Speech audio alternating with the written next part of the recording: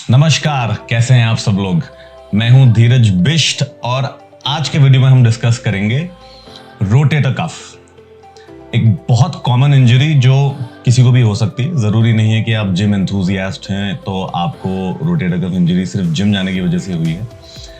हम उस इंजरी के बारे में सबसे पहले मैं एक्सप्लेन करूंगा वीडियो में कि रोटेटर कफ क्या है, व्हाट इज एग्जैक्टली रोटेटर कफ, किस चीज़ के लिए वो रिस्पॉन्सिबल होता है, इंजरीज उसकी कैसे होती हैं, और अगर आपको इंजरी हो गई है तो क्या हम उसका रिहेबिलिटेशन कर सकते हैं without considering surgery.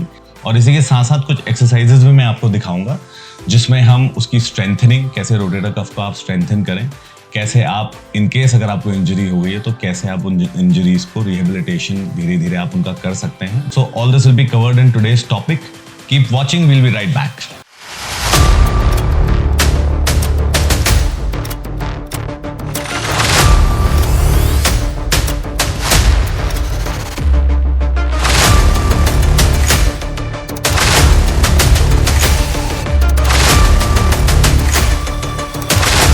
Welcome back. तो रोटेटर कफ के हम बारे में बात कर रहे थे। रोटेटर कफ जो है वो बेसिकली 4 मसल्स का एक ग्रुप होता है जिनके नाम यहां स्क्रीन पे आपको दिख रहे होंगे, but names are not important for you. Anatomy important है, तो जस्ट फॉर पीपल जिनको जानना है वो you can go through the names. और एक चार्ट आपको यहाँ पर स्क्रीन पे दिख रहा होगा जहां पे you will get to know कि एग्जैक्टली रोटेटर कफ है क्या। तो वो 4 मसल्स होती है जो हमारी ह्यूमरस बोन होती है, जो हमारे इस बोन को हम ह्यूमरस बोन बोलते हैं, जो बाइसेप्स वाली बोन होती है, हमारी आर्म्स का जो ऊपर वाला हिस्सा होता है। इस ह्यूमरस बोन के जो जॉइंट होता है वो हमारे शोल्डर से कैसे अटैच होता है उसकी इस डायग्राम में आपको एक आइडिया मिल जाएगा। इस जॉइंट को बोलते हैं ग्लिनोह्यूमरल जॉइंट।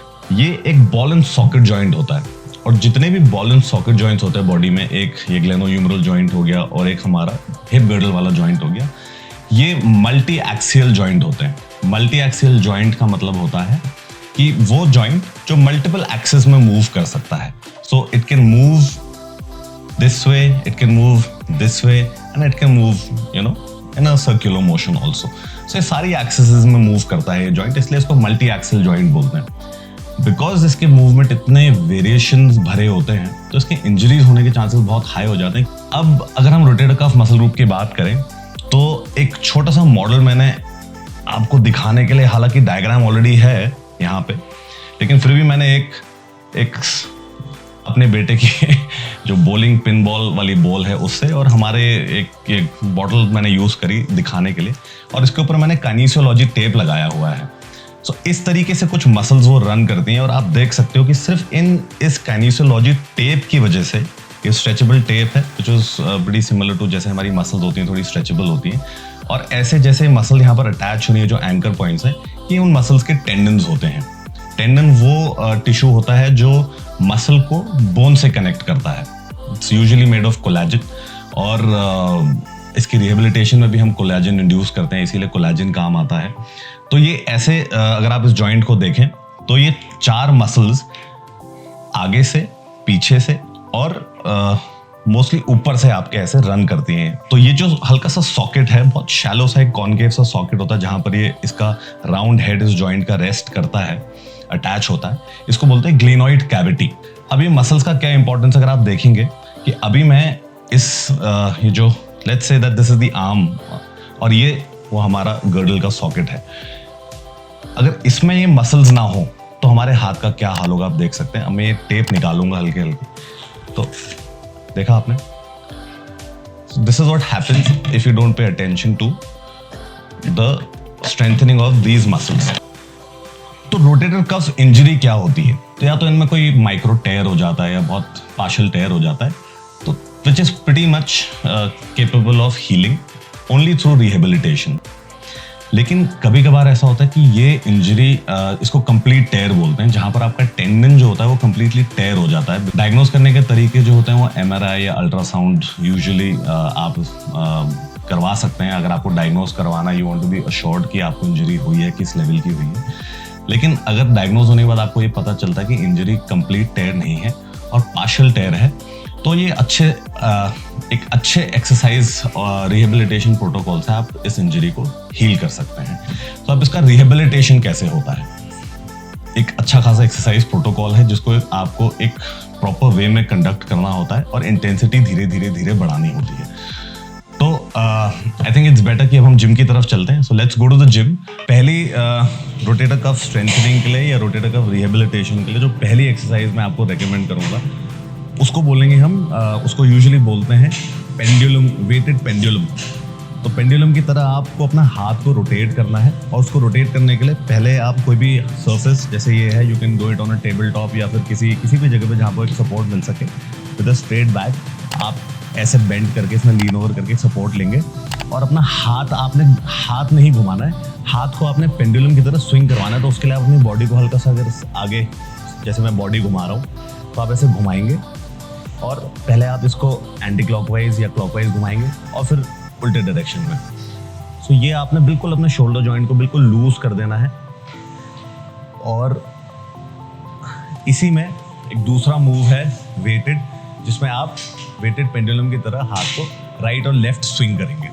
तो सेम मूव, और अब की बारी आप गोल घुमाने के जाए आप साइड घुमाएंगे। और जो फिलॉसफी है वो सेम रहेगी कि instead of moving your hand, आप अपनी बॉडी को पहले हल्का सा हिलाएंगे ताकि ये स्विंग होना शुरू हो जाए और इसको आप कंप्लीटली ढीला छोड़ देंगे, बस को स्विंग होने देंगे आप।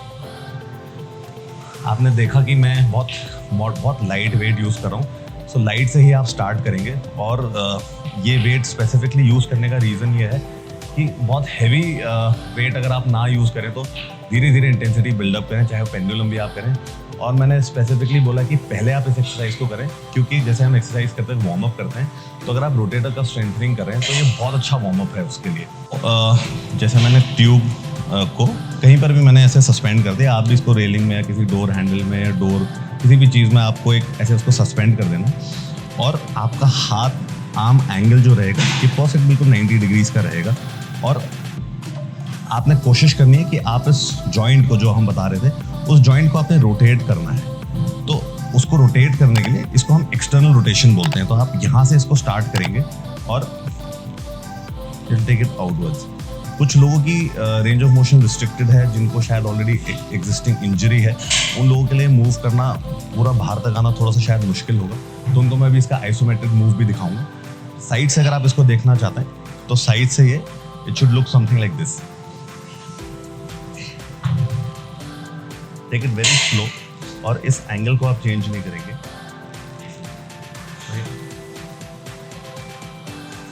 और इसी में अगर आप इंटरनल रोटेशन की बात करें तो मैं आपको दूसरे हाथ से दिखाता हूँ, वो था हमारा एक्सटर्नल रोटेशन। और अब हम इसका इंटरनल रोटेशन करेंगे। सो एक्सटर्नल और इंटरनल दोनों हम करेंगे। अब हम इंटरनल रोटेशन करेंगे। इंटरनल रोटेशन में सेम थिंग, आपका आर्म एंगल लगभग 90 डिग्रीज रहेगा। एंड अब आपको इंटरनली रोटेट करना है। आपको फील होगा कि कौन सी मसल काम कर रही है, कौन सी मसल्स पे लोड आ रहा है। और इसको भी एक नॉर्मल वर्कआउट की तरह आप 15 या 20 रेपिटेशंस के सेट बनाएंगे। 2 से 3 सेट करेंगे आप, 3 सेट करेंगे आप एक्सटर्नल रोटेशन के, 3 सेट करेंगे इंटरनल रोटेशन के। पेंडुलम एक्सरसाइज को भी सेम तरीके से आप करेंगे। अब इसी का अगर मैं आपको वेटेड मूवमेंट दिखाऊं तो मैं अब आपको इसका दिखाता हूँ free weight movement, just in case आपके पास ट्यूब नहीं है या आप कंफर्टेबल घर में किसी वेट से करना कंफर्टेबल फील होता है आपको। तो again we'll use this dumbbell. और कहीं पर भी आप इसको, लेट्स से मैं लेट के दिखाता हूँ आपको। अब ये एक्सटर्नल रोटेशन के लिए I am showing you with my left hand. तो यही डंबल यहाँ से आप स्टार्ट करेंगे और अगेन सेम आपका जो आर्म एंगल है वो अप्रॉक्सीमेटली 90 डिग्रीज के आसपास आप रखेंगे। And then you will take it out.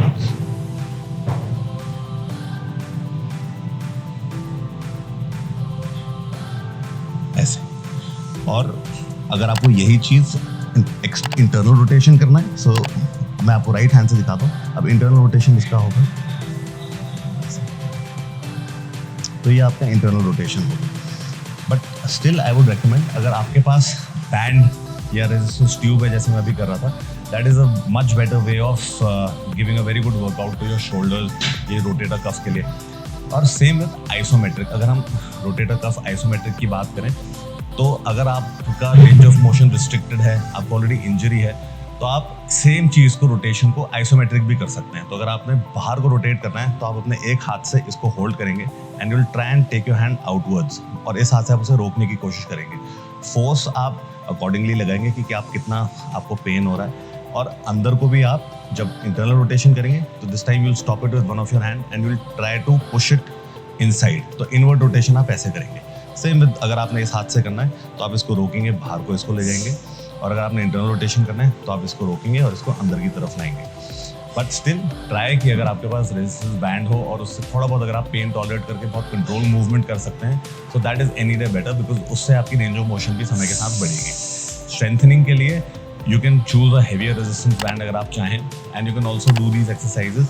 आप इस रोटेशन को, एक्सटर्नल और इंटरनल रोटेशन को आप ऐसे भी कर सकते हैं। तो उसके भी बहुत सारे तरीके हैं। एक some people prefer doing it with free weight, तो ये आपका एक्सटर्नल रोटेशन हो गया। और इंटरनल रोटेशन के लिए you can lie down, again same philosophy. आपका आर्म जो है ये 90 डिग्री का एंगल बनाएंगे और आप इसको इंटरनली रोटेट करेंगे।